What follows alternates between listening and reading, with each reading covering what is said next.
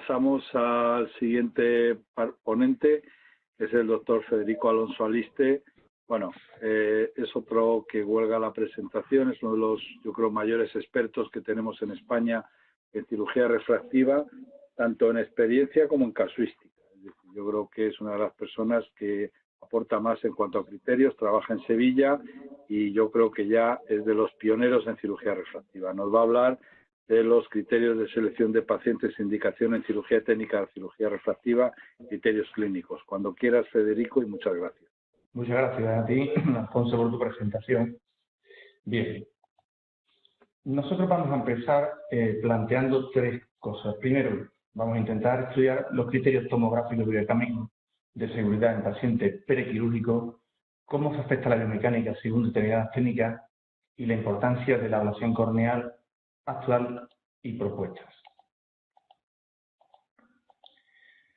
La primera pregunta, ¿qué córneas podemos operar?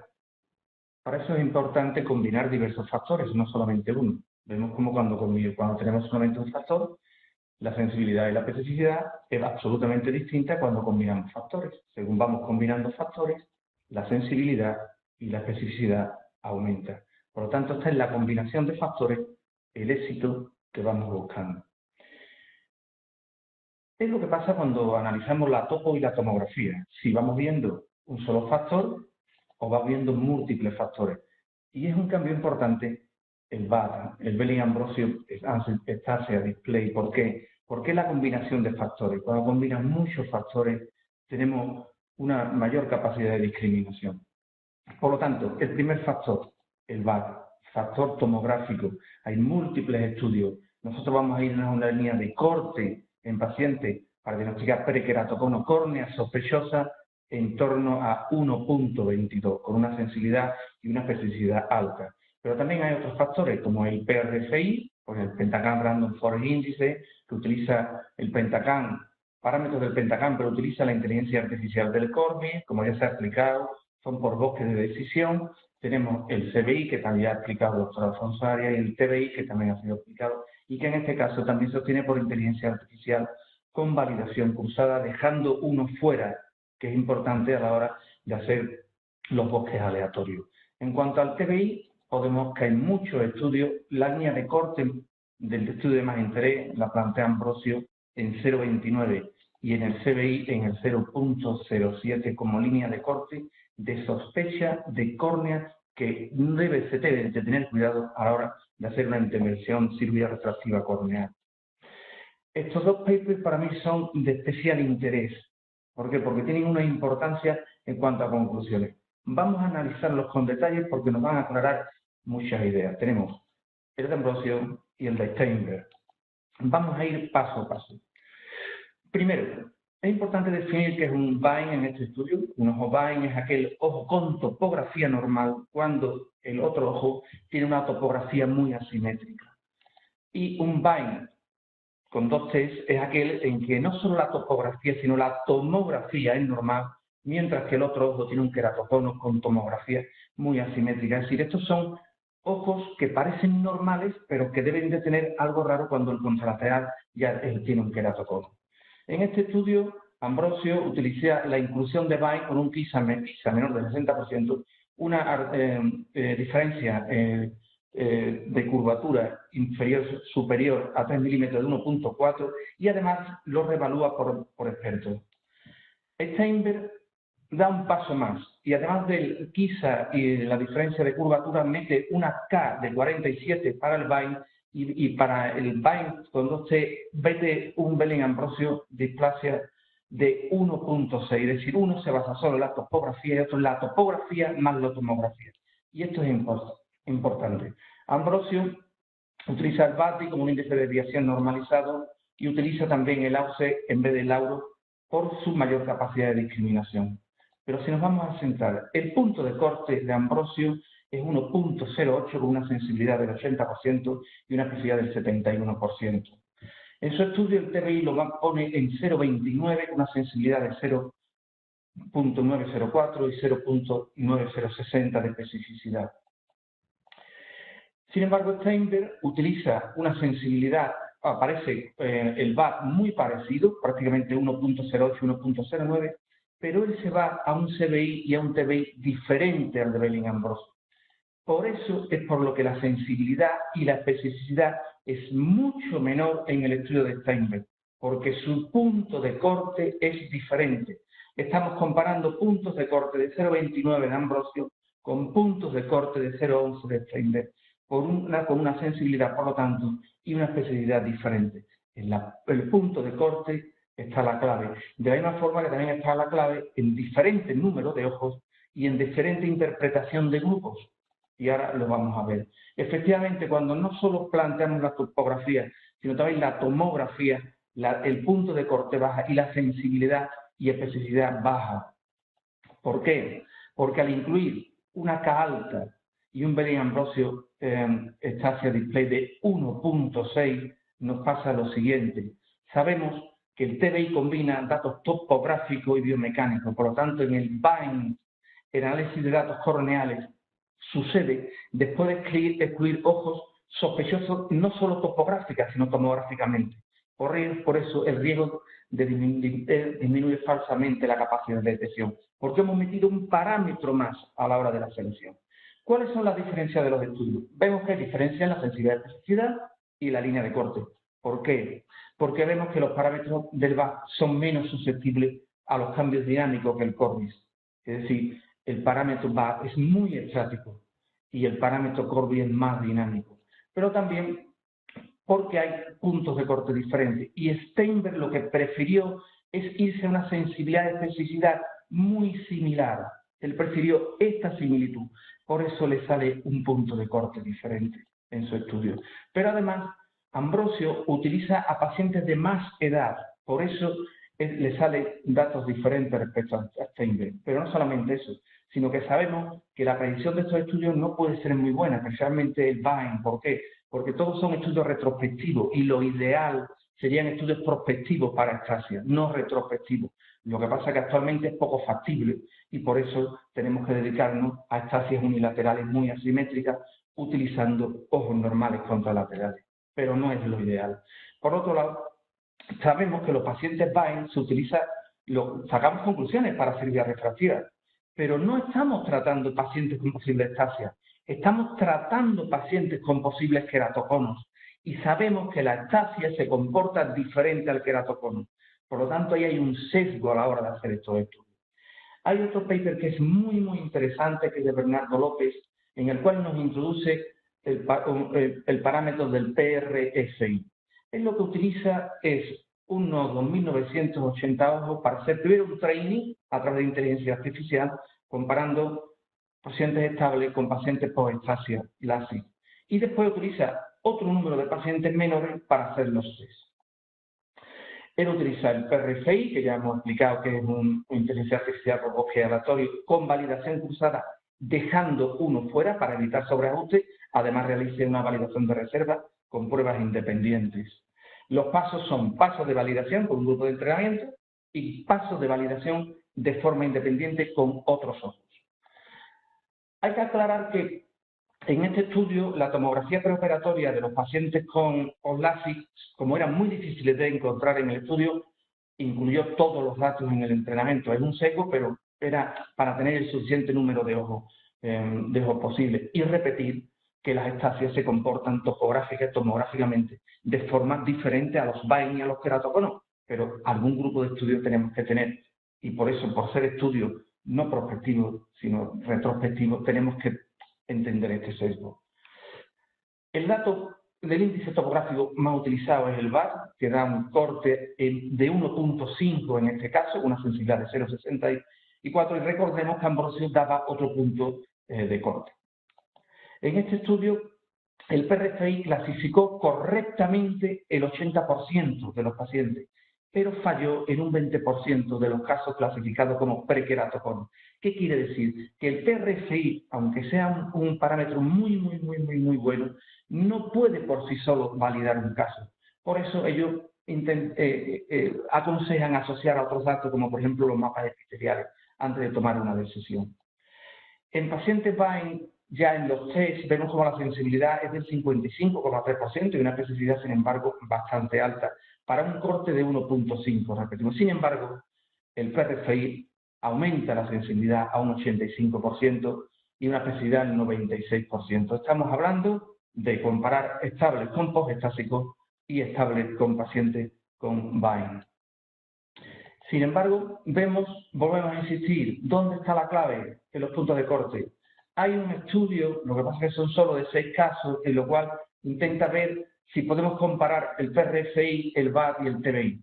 Pero hay demasiado sesgo. ¿Por qué? Porque el TBI sigue muy a 0,30, muy aproximado al 0,29 de Belling-Ambrosio. Sin embargo, el VAD se va muy alto y el PRFI se va también a una cifra muy alta en comparación con el estudio de Bernardo López. Entonces, es una pena no poder comparar en el mismo estudio los 3 parámetros para llegar a conclusiones. Lo que sí sabemos es que a veces nos podemos encontrar con que hay parámetros que están muy en el límite, como puede ser este, y sin embargo el PRFI es muy bueno. ¿Qué quiere decir? No va a haber un único parámetro. Por eso la conclusión es, necesitamos múltiples parámetros.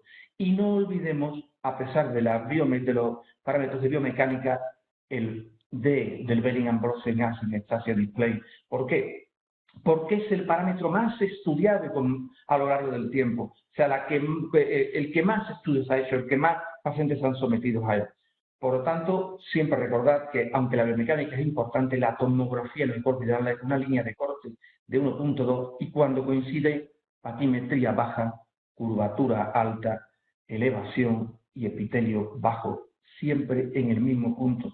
Esto es importante. Pero bien, sabemos a quién no operar, pero ¿qué técnica utilizar?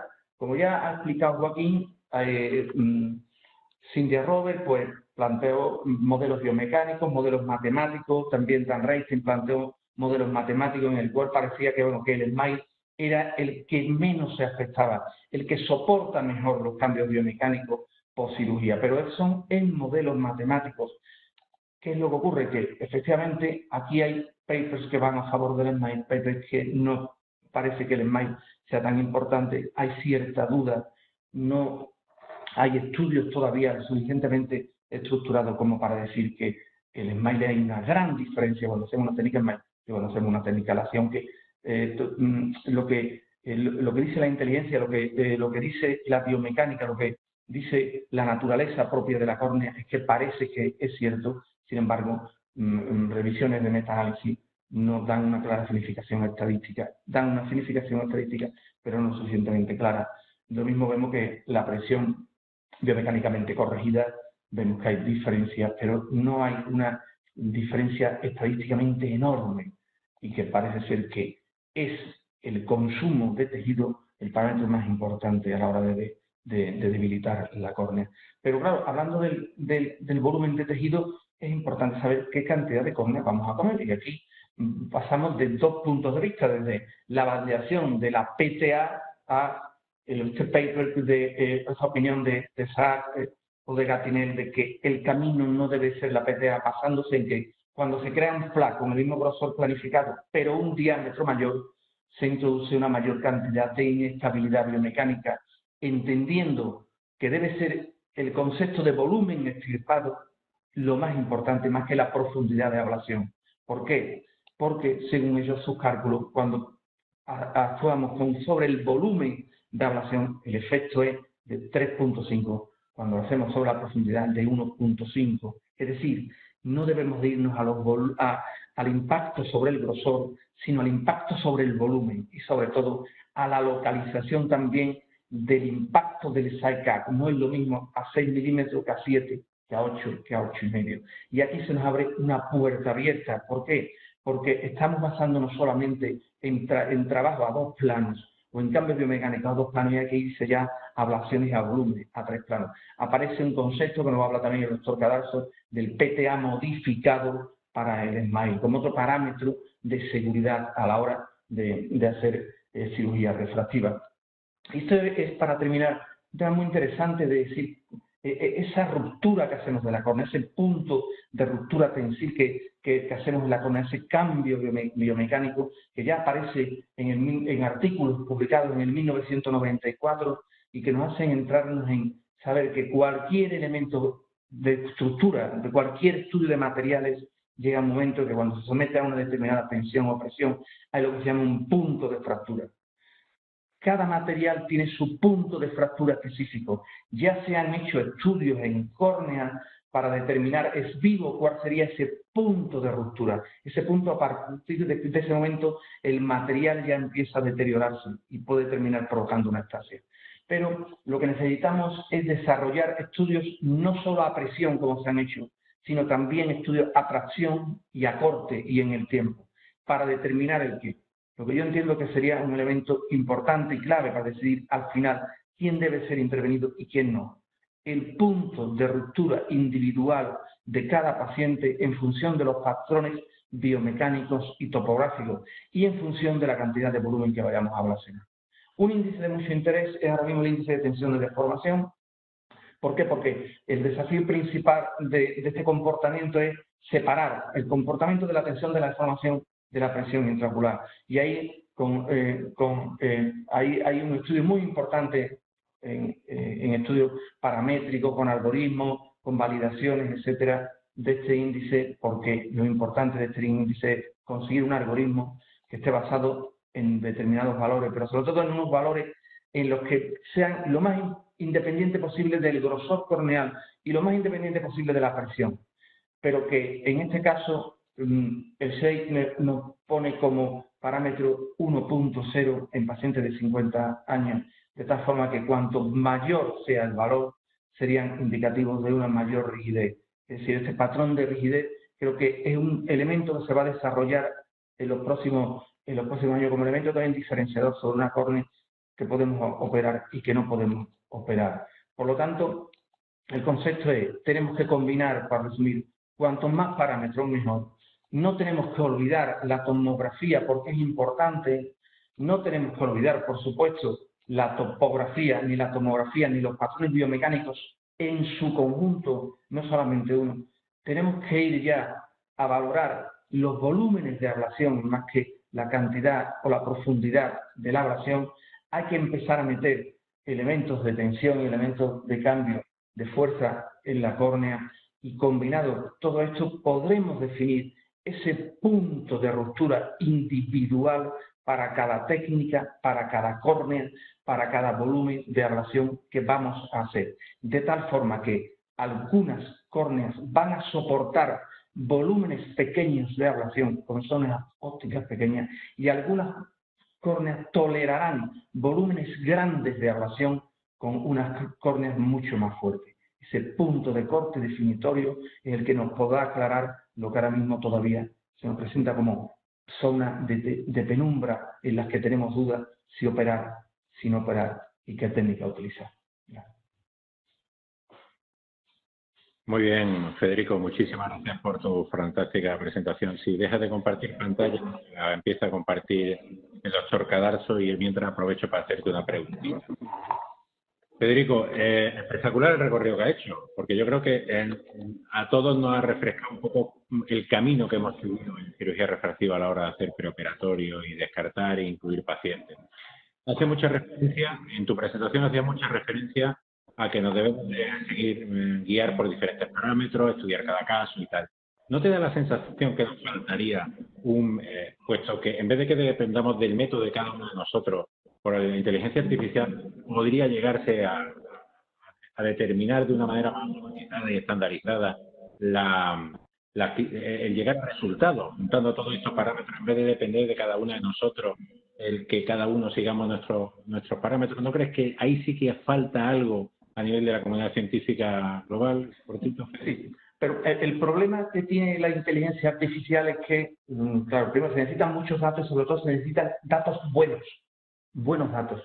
Pero sobre todo es que la inteligencia artificial funciona muy bien cuando combina un dato. Pero cuando tiene que mezclar múltiples datos, aparece ya la dificultad de la inteligencia artificial, se hace muy grande. Por eso la inteligencia artificial es fácil combinar un dato y sobre todo los árboles de decisión, o que es lo que más se utiliza. Cuando ya tenemos que combinar más datos, ahí le cuesta un poquito más de trabajo, pero yo creo que lógicamente ese va a ser el camino. Lo que pasa es que es muy fácil determinar parámetros de corte con un solo dato, por inteligencia artificial y va a ser un poquito más difícil con 2, 3, 4, pero seguro que llegará. Muchas gracias, Fede. Bueno,